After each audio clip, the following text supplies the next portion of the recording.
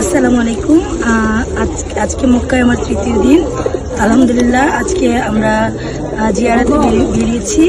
তো আজকে আমি এখন জাবলে সুদ পর্বত, যেখানে আমাদের নবী সাল্লাল্লাহু আলাইহি সাল্লাম উনি কাফিরদের অত্যাচার থেকে কাফিরদের প্রাণ ভরে উনি পালিয়ে উপরে যে পর্বত, সেই পর্বতের গুহায় উনি আশ্রয় নিয়েছিলেন। ওনাকে কাঁধে করে হযরত আবু বকর রাদিয়াল্লাহু আনহু ছিলেন ওনার সাথে। তো ভাবতেই আমি শিহরণ হচ্ছি যে এত উন্নত প্রযুক্তির যুগেও আমরা যেটা কল্পনাও করতে পারি না, আমাদের প্রিয় নবী সাল্লাল্লাহু আলাইহি সাল্লাম কত কষ্ট করেছেন।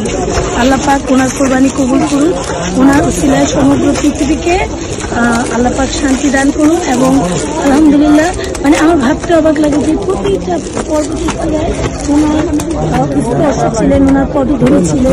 তো শত কোটি সালাম আমার নবীজির পায়ে।